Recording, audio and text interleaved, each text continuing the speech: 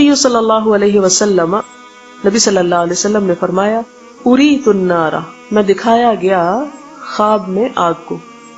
رآ کے معنی میں خواب میں دیکھنا بھی ہوتا ہے. فَإِذَا، تو جب اکثر اہلہا، اکثریت اس کے رہنے والوں کی یعنی جہنم میں، النساء، عورتیں تھیں، یکفرنا، جو ناشکری کرتی ہیں. قیل، آپ سے پوچھا گیا، ایکفرنا باللہ، کیا وہ اللہ کا کفر کرتی ہیں؟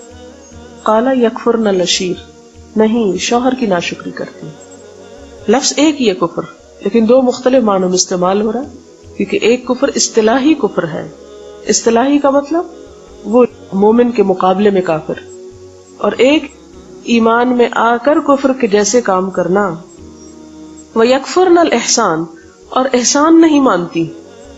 لو احسنت، اگر تو احسان کرتا رہے، الا، طرف، احداہن، ان میں سے کسی ایک کے، الدہر، سارا زمانہ بھی، پوری زندگی بھی، ثم رأت، پھر وہ دیکھ لے، من کا، تجھ سے، شیئن، کوئی چیز یعنی کوئی خامی تیری، قالت، کہے گی یا کہتی ہے، ما رأیت، نہیں میں نے دیکھا، من کا، تجھ سے، خیرن، کوئی بھلائی، قط، کبھی بھی. سب بھلائیوں پہ پانی پھیر دے گی. بڑی سخت حدیث ہے. بہت ساری عورتیں اس حدیث کو سن کر بڑی ناراض ہوتی ہیں. ان کی یہ ناراضگی انہیں فائدہ نہیں دے گی. کس سے ناراض ہوتی؟ اللہ تعالیٰ سے، یا اللہ کے رسول صلی اللہ علیہ وسلم سے کہ اس نے یہ بات کیوں فرمائی.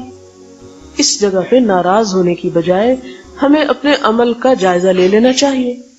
اگر ہم ایسا کام نہیں کرتی تو ہمیں ناراض ہونے کی ضرورت ہی نہیں، اور اگر کرتے ہیں تو وہ کام چھوڑ دینا چاہیے. کہ آپ صلی اللہ علیہ وسلم نے ہماری خیر خواہی فرمائی ہے، ہماری بھلائی کی ہے، کہ ہم کو بتا دیا کہ یہ کام اچھا نہیں، یہ بات اللہ تعالیٰ کو ناپسند ہے کہ کوئی شخص کسی پر احسان کرے اور وہ اس احسان سے ناشکری کرے.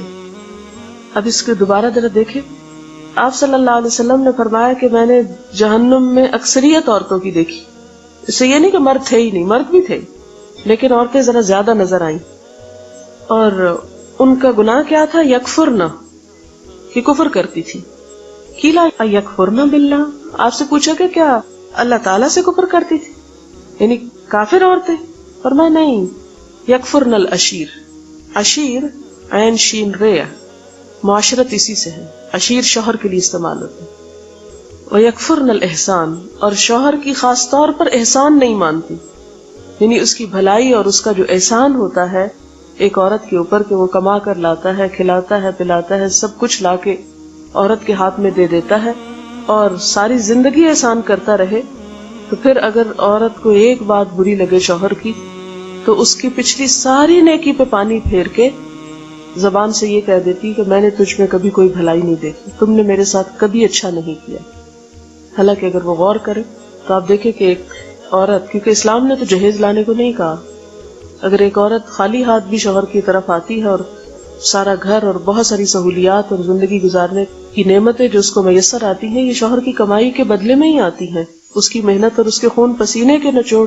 ایک مرد جب ساری زندگی پڑھتا ہے، اس کے بعد پھر جاب کرتا ہے یا کوئی تجارت کرتا ہے یا مزدوری کرتا ہے یا جو کچھ بھی کرتا ہے، تو وہ خود تو اپنی ذات میں اکیلا ہی ہوتا ہے. تو لا کے وہ جب وہ دیتا ہے عورت کو، عورت اپنے اوپر، بچوں پہ، گھر پہ، جدھر جیسا چاہے خرچ کرتی ہے.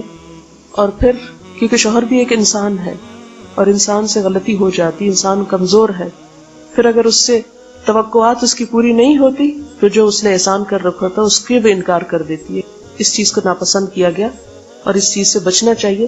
اور خاص طور پر ان الفاظ سے تو لازماً بچنا چاہیے، خواہ شوہر کتنا بھی برا کیوں نہ ہو، کہ تو نے مجھ پہ کبھی کوئی احسان نہیں کیا، میرے ساتھ کوئی بھلائی نہیں کی. بات یہ ہے کہ یہاں پر ایمان کا جو اپوزٹ ہے کفر، اب اس کی بات ہو رہی ہے. اور کفر کے بھی پھر درجات ہیں. ایک اعتقادی کفر ہوتا ہے اور ایک عملی کفر ہوتا ہے. یہ عملی کفر کی نشانی ہے، اعتقادی کفر نہیں. یعنی ہو سکتا ہے ایک عورت کلمہ بھی پڑھتی ہو اور پھر ایسا کام کرتی ہو، تو اسی لیے اس کفر کو ناشکری کہا گیا.